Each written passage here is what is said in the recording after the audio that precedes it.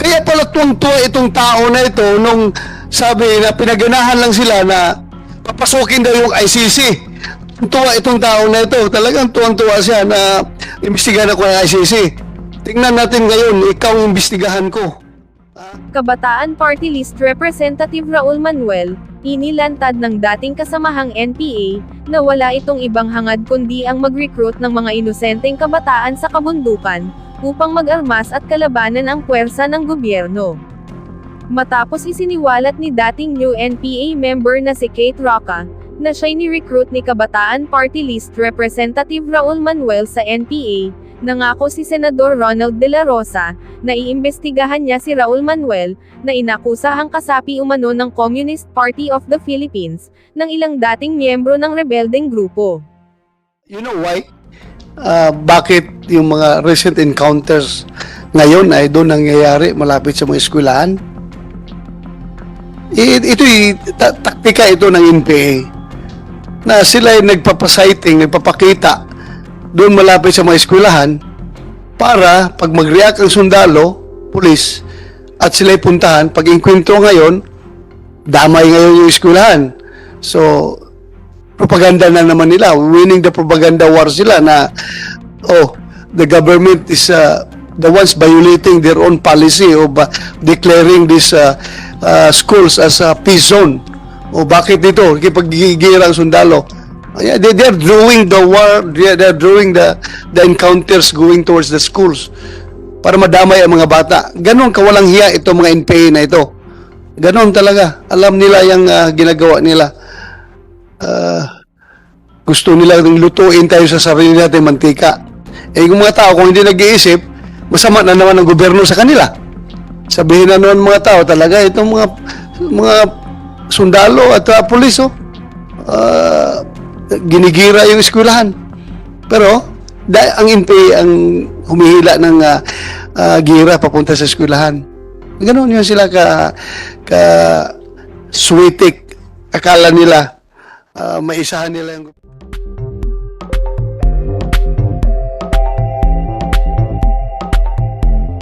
Umaga po sa ating lahat, to the Honorable Senators, Mr. Chair. Bago po ako mag-umpisa, ako po ay magpapakilala. Ako nga po pala si Evelyn L. Corpin, 29 na taong gulang, former rebel po at former Secretary General ng Lakas ng Kabataan para sa Bayan, Cagayan Valley sa Polytechnic University of the Philippines sa Santa Mesa, Manila. Naging former secretary din po ng East Front Committee ng Henry Abraham Command sa part po ng sa Cagayan Valley. Member din po ng Kumiting Tagapagpaganap o Executive Committee ng COMPROB o Kumiting Probinsya ng Cagayan under the ARCV o Kumiting Rehiyon Cagayan Valley ng Communist Party of the Philippines. Gusto ko lang po mag-ilahad yung maikling testimonya, kasabay na rin po, Mr. Chair, if you may allow, na i-present yung mga larawan kung paano po yung hakbang-hakbang na radikalisasyon na ginawa sa amin, mga kabataan. Masasabi ko pong sa aming mga kabataan kasi hindi isolated case yung nangyari sa akin bilang isang kabataang estudyante na na-recruit sa loob ng pamantasan, kagaya din ng iba pang mga maglalahad mamaya at ng iba pang mga kabataang na-recruit ng CPP, NPA, NDF. Kaya, anong school ka? yes, ma'am. School? How old are you when you were recruited? Nung na-recruit po ako sa legal front ng CPP, NPA, NDF, 16 years old, ma'am. Year 2010 po. And college, high school, First year college. and now you're 29. Yes, ma'am. So, you stayed there for 13 years? Year 2019 po ako, ma'am, nung mag-surrender po. Almost 10 years po na nasa loob po ako ng Kilusan. Anong school ka galing? Polytechnic University of the Philippines. PUP? Yes, sir. Santa Mesa, Manila. Yan yung mga inimbestigahan namin dito no missing minors. Andito pa yung mga parents na kasama. Yes. And we will give the floor to them later. Please continue. Yes po, sir. Yan po.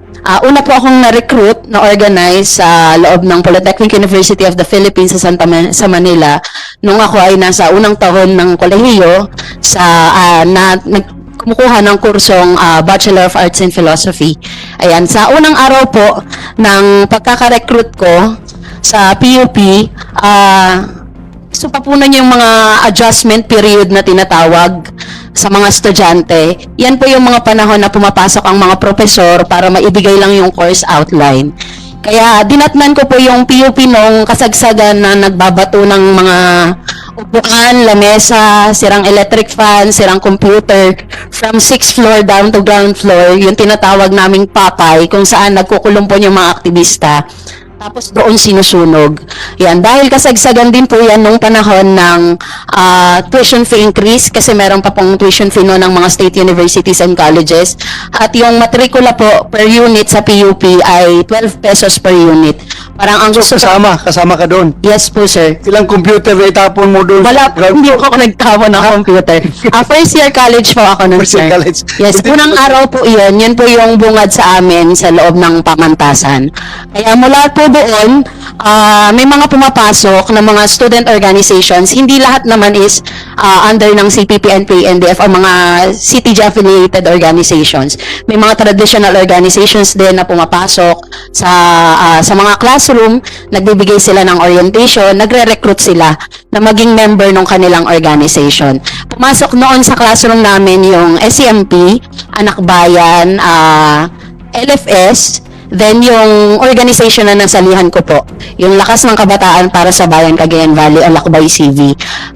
Siya yung kaiba sa ibang mga organizations na pumasok, gaya ng SCMP, Anak Bayan, tsaka LFS, kasi yung mga yun, sinasabi nila na sila ay para sa karapatan ng mga kabataang estudyante.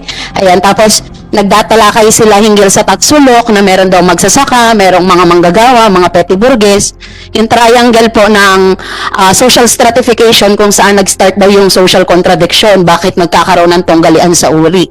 Pero yung Lakbay CV, nung pumasok siya sa amin, at bakit naging interesado kami dun sa organization, sinasabi nila na sila ay mga human rights advocates, sila ay mga peasant advocate, mga environmental advocates at indigenous people advocate na sinusulong yung karapatan ng mamamayang ng Cagayan Valley, sa rehiyon ng Cagayan Valley particularly. Kaya nung pumasok sa amin si Kuya Bob, o mas kilala sa yung totoong pangalan niya is Deo Montes Claros. Second year college po siya noon, AB Philosophy course din. Naging regional coordinator po siya ng Kabataan Party List sa Cagayan Valley at naging fourth nominee ng Kabataan Party List noong year 2016. Diyan po sa mga larawan, actually, nagaganap yung mga pagpupulong, pagre-recruit sa amin sa loob ng mga lugawan sa PUP, yung mga kainan, mga cubicle na pinag-i-stayan namin. Yan. Doon kami unang ni-recruit. At doon kami pinapaliwanagan ano ba yung kalagayan ng kabataan, ano ba yung kalagayan ng pagmimina sa Cagayan Valley. So, yung recruiter mo is fourth nominee ng Kabataan Party List. Yes po, sir. So, By year 2016, talagang sir. kasinungalingan yung sinasabi nila na hindi talaga sila involved sa recruitment. Yes po, sir. No?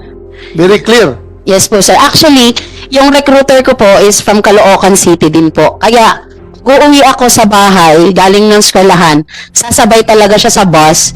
Tapos habang nasa bus kami, dinidiscusan niya na kami. So, kung sabihin ko sa'yo, ako ay taga-Kabataan Party List, huwag mo kaming i-red tag. Masama yan. So, ano masasabi mo ngayon? Hindi naman po red tagging yung ginagawa namin. Ibinabahagi po namin kung paano kami ni-radicalize. Correct. At the same time, paano kami nahikayat o Pero kung sila ang makinig sa'yo, in-associate mo sila sa movement ng NPA, red tagging daw yun. Red tagging talaga. Yan ang palagi sinisigaw. Please continue. Ang masasabi ko lang doon, Mr. Chair, sila po kayo yung ma-recruit at umakyat sa bundok at manirahan doon ng ilang taong nakikidigma sa hanay ng puwersa ng gobyerno. Kaya, Tell it to the Yes, sir. Kabataan Party List representative. Tell it to them. yes, sir, yes. Ayan. Kaya yun po, yun yung naging paraan ng pagre-recruit. Kaya hindi lang, iba-iba po yung forma ng recruitment sa amin.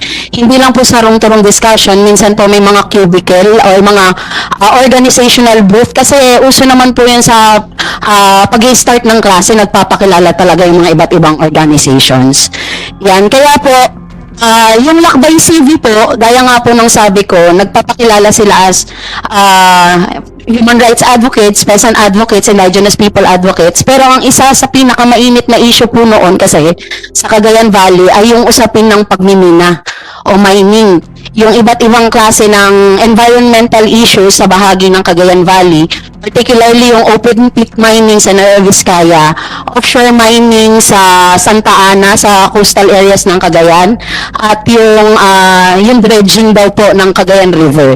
Kaya diyan, pinapadala kami kung makikita niyo po sa presentation, pinapadala po kami sa Cagayan Valley for immersions, mag-launch kami ng mga forums.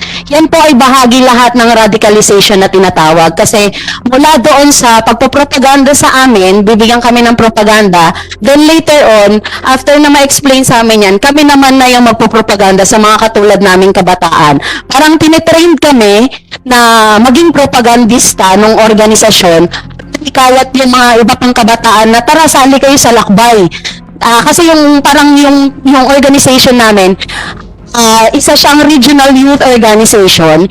Ibig sabihin, hindi siya under ng NYSB na pinakita po ni Kano L kanina. Isa siyang support group. Direct siya na kinokomanda ng KRCV, yung Kumiteng Rehiyon ng Cagayan Valley, CPP, para mag-deploy ng mga kabataan from Manila punta ng Cagayan Valley mismo. Kaya yung deployment namin, hindi kami dinadalang Mindanao, hindi kami dinadala sa ibang regions. Cagayan Valley area po talaga yung pinagpadadalang sa amin. Yun po yung actually na mga ginamit na issues. Paano kami inagitate o paano ginalit kaming mga kabataan regarding mining. Dinadala po kami sa mga areas kung saan pinapalayas daw po ng mga mining corporations yung mga tao doon. Pinupunta po kami sa barikada. Ayan, kaya doon, parang habang nandoon kami sa area, gina-justify nila na tingnan nyo, ayan ang epekto ng pagmimina sa Pilipinas. Yan ang epekto ng dayuhang at malakihang pagmimina sa Pilipinas na dinadambong nila yung lupain daw ng mga magsasaka. Kaya kaming mga kabataan na syempre gusto rin namin pangalagaan ng kalikasan, ganun in-exploit yung issue, ganun yung in-agitate kasi dumadaan po talaga yung radicalization sa part ng arousal ng agitation para gamitin yung issues, ipakita, tapos i-immerse kami dun sa area, ipapakita sa amin na naaagawan ng lupa yung IP, naaagawan ng lupa yung magsasaka. Tapos doon nila gina-justify na kailangan natin magprotesta, kailangan natin mag-rally, kailangan natin kausapin yung nasa government.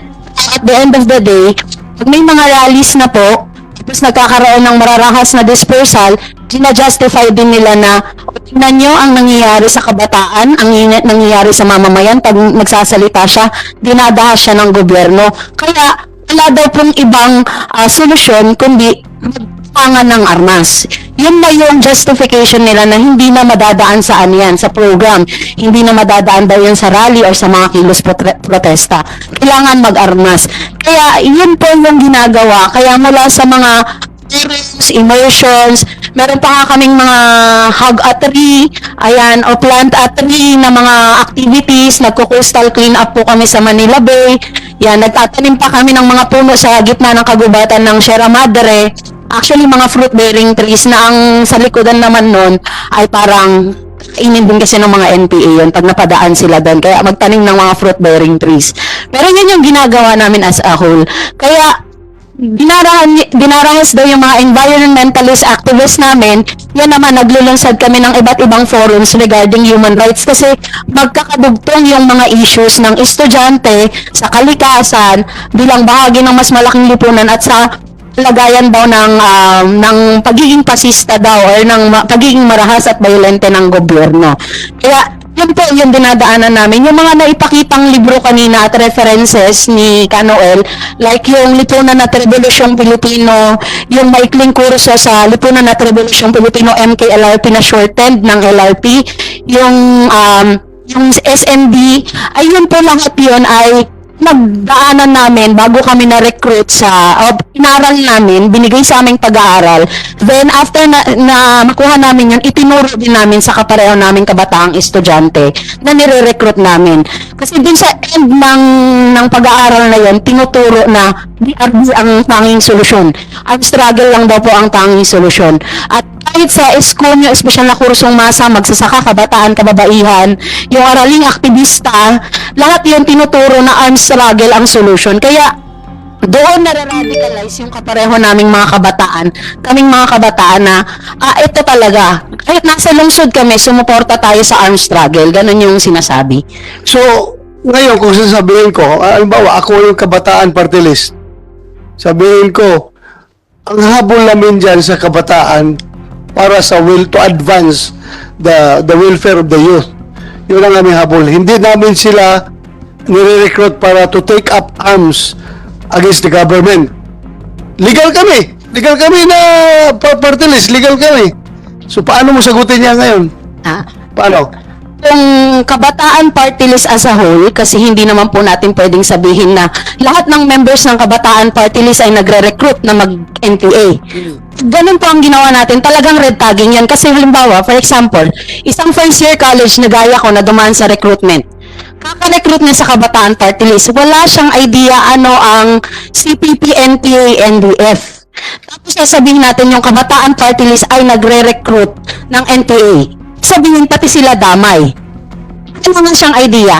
Kaya ang sagot po doon, na nagkakaroon ng recruitment sa loob ng mga legal front organization. Not just kabataan party list, hindi lang anak bayan, bayan muna, napakaraming mga CTG, ang binuo ng CTG, ng CPP, NPA, NDF na mga legal front organizations. Na sa loob kasi ng mga organizations na to, meron yung tinatawag na underground mass organization. Ano yung ginagawa ng underground mass organization? Nandyan yung personalities ng CPP, NPA, NDF na nagre-recruit. Pag sinabi po natin na ang UP ay nagre-recruit ng mga magiging NPA, pag ganun po, red tagging talaga yun, or masasabi natin na hindi naman lahat sila recruiter mas marami lang ingay. So, what is the underground organization of kabataan? Kabataang Makabayan, sir. Yung Yeah. resentment po kanina ni Kano Thank you, thank you. Yan. Kaya, yun po yung nagre-recruit sa underground. Sinasabi nga po nila na hindi naman kami yung nagre-recruit. Yung papel nila. Bakit nagiging way yung kabataan party list or any other sectoral front or legal front organization ng CPP na makapag-recruit sila o makapag-support sila ng mga kabataan sa underground. Ang part nila, malaking bahagi dyan as yung radicalization.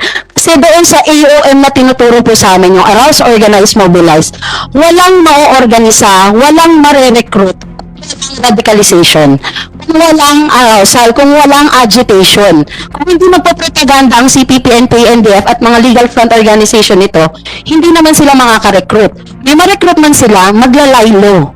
At grass, aalis din. Hindi sila magpapatuloy. Pero habang tumatagal yung radicalization na magtungo yung isang kabataan sa violent extremism, yun na yung dudulo na siya na ay kailangan kong tumangan ng armas. Ay kailangan kong mag-NPA. Kasi nga, ito yung justification. Ito yung kalagayang ipinakita sa akin. Ito yung, hindi siya simpleng inuto yung isang kabataan. Kasi kahit kayo mga FRs, masasaktan kami at magagalit kami pag sinasabihan kaming, uto-uto kasi kayo, kaya kayo na-recruit. No, hindi kami inuto, hindi lang simpleng brainwash na parang pag binigyan mo ng candy yung bata is maniniwala na agad siya sa'yo. Minog kami, trained, talagang ni-radicalize. Ibig sabihin, inugat, ano yung personal interest namin, inikit siya doon sa ano yung interest ng sector namin ng pagiging kabataang estudyante, ibinikit doon sa ano yung problema mo sa bahay, problema mo sa eskwelahan, at problema mo bilang isang kabataang bahagi ng lipunan. Kaya ganoon yung... Yes, ma'am. Ano ang role ng parents mo? Hindi nakialam ang parents mo while you are being recruited? Actually, nung mga panahon po na yan, tinuturuan din po kami na magsinungaling sa aming mga magulang. Tinuturuan po kami na ilihim yung aming mga ginagawa.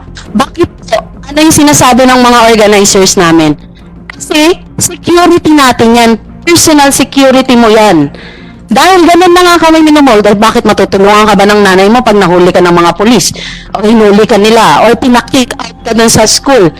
Yun yung nagiging parang sa amin, punta po kami ng immersion sa Cagayan Valley. Ang sasabihin sa amin, sabihin niyo may term paper lang tayong gagawin. Or may group project lang tayong gagawin. Para Tapos, sasabihin mo na meron namang ano yan, basbas ng mga professors natin kasi kailangan natin gawa ng attendance mo, reaction paper, mapagsasama po sa rally. Yan. Kaya, yun yung nangyayari. Kaya, syempre, yung mga magulang po namin, hindi na rin ganoon na mangyayalam. Kasi, halimbawa, pumunta kami ng rally ng State of the Nation Address. Dahil yung mismo professor doon nag-attendance, tapos hihingihan kami ng reaction paper after the rally, at kailangan namin mag-comply for the grade, punta kami doon sa rally. Kaya ganun po yung nangyayari.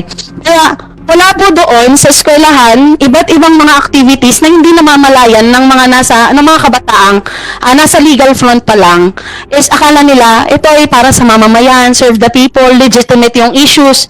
Yan. At later on, pag na-open na yung KM, ako po, from year 2010, 2011 po ako na-recruit. July 2011 po ako na-recruit sa Kabataang Makabayan. Doon parang tinatansya nila, yung legal front organizations, ginawa nilang salaan, titimbangin nila, tatanggapin niya kaya yung armed struggle. Kasi kung hindi niya tatanggapin, medyo lilo tayo, konti-konting pagpupapaganda pa, konting i-build up mo pa yung isang kabataan bago niya matanggap talaga. Or worst case scenario na siya mismo, mararamdaman niya yung panggigipit ng government forces. Kaya ganun po yung ginawa. Then by year 2012, naging CPP member na po ako. Recruited po ako ng 2 UP professors, isang professor from UP Diliman, si Ma'am Joanne Manzano, tapos isang UP professor naman po from University of the Philippines, Manila, si Sir Alan Messina. Na-recruit ako sa loob ng UP mismo, sa faculty room. Maalala ko, graduation noon April 2012 sa University of the Philippines, Diliman. Ni-recruit ka nito mga professor na ito Sa CPP po. to join the CPP. Yes po, sir. So yung mga teacher ito, andun pa ito sa eskwelahan, andyan pa. Sa pagkakaalam ko po, nandun pa rin po. Andyan pa. Hindi ako na-recruit. Ba't ikaw na-recruit ka, PUP ka? Yun nga po, hindi naman po lahat. Actually, yun yung sinasabi natin na hindi lahat ng estudyante ng mga universidad kung saan nagre-recruit ang CPP, NPA, LDF. Trait na nakita nila na may predisposition ka to become a communist. Yes, ma'am. Yan.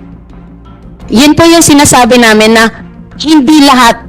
Siguro sila yung maingay, kaya sila yung nakikita at naririnig, pero hindi po lahat. At hindi naman yung mismong institution ang nagre-recruit. May mga personalities inside the institution na nag-i-infiltrate, nagra-radicalize, at nagre-recruit ng mga kabataan para sa armed struggle. Bata kami every day. Yes, ma'am. Diyan sa tawag dyan? Sa, ano yung niraralihan dyan sa, Mindiola po, ma'am. every day, sinasakay kami ng bus, pumupunta kami dyan. Galit na galit ang mga magulang namin. Pag uwi namin sa UP, naando na mga magulang namin, galit na galit. Pero hindi kami na-recruit ng CPP, MPA. Nagpupunta lang kami sa rally. Nag-a-attend kami, tapos pagdating ng gabi, uuwi na kami. We were never recruited. Actually, nung recruitment po sa amin, sa class po namin, isang block kasi kami na ng AB Philosophy na first year. 57 kami na-recruit sa legal front. Then after po nun, ang na-recruit na lang sa underground, yung Kabataang Makabayan, 10.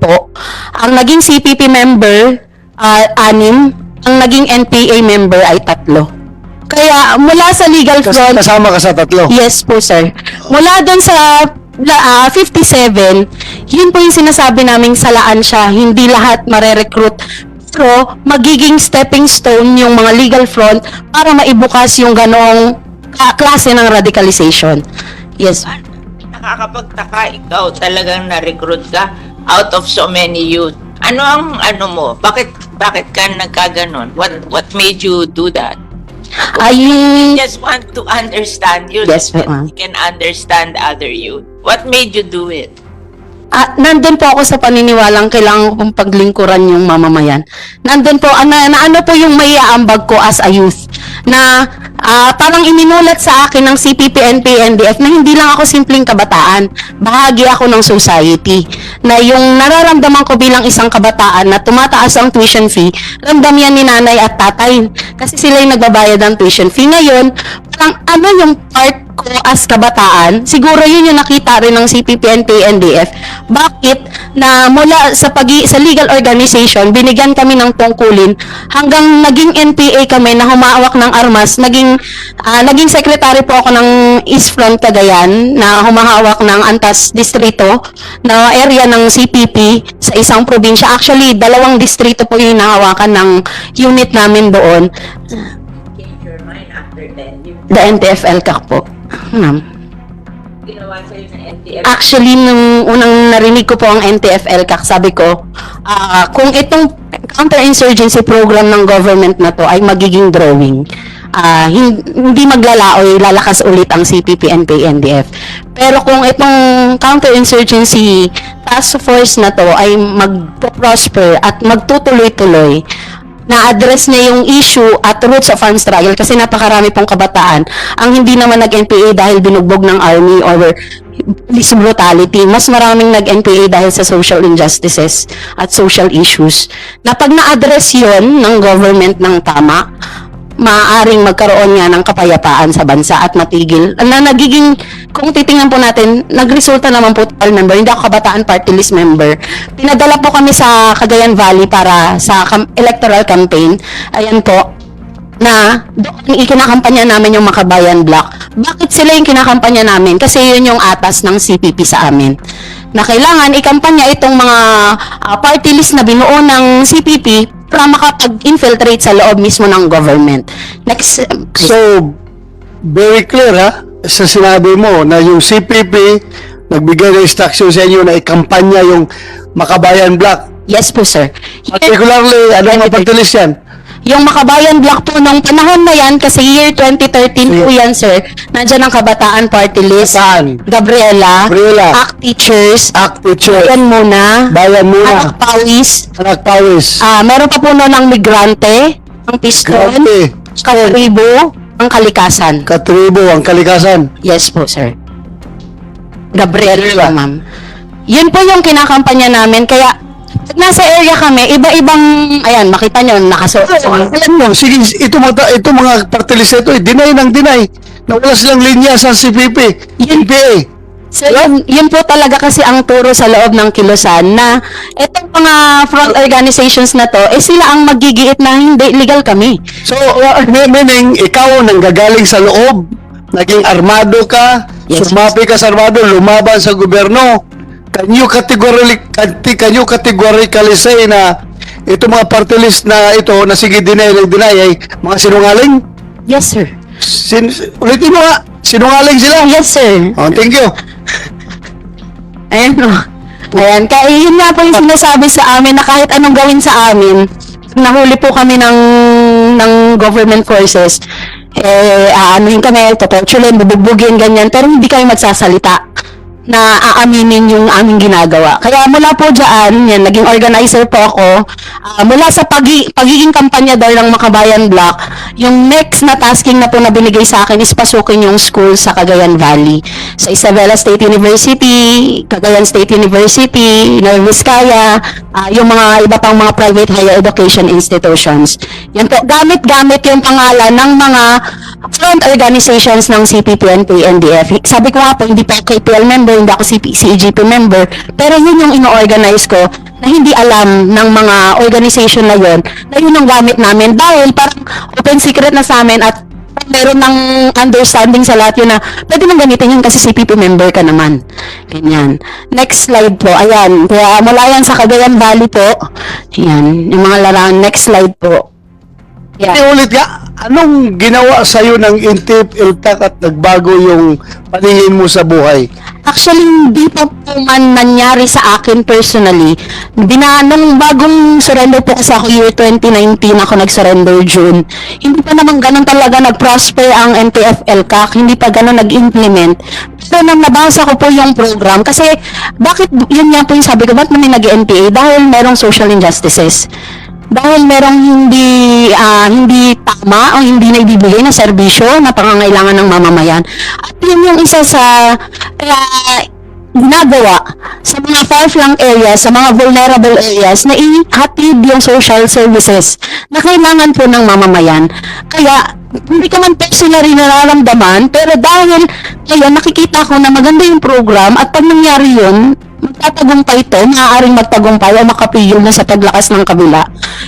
Yun yung ginawa ko po. Nagsumuporta ako sa government. Kaya kita tinatanong, no? Because I just want to emphasize the best practices na ginagawa ng NTF-ELCAC kung bakit almost to the total demise na ngayon yung CPP, NPA, Kaya gusto kong iklaro sa iyo yun from you, coming from you, na isang dating armado. Bakit nagbago yung paningin mo sa buhay through NTF-ELCAC?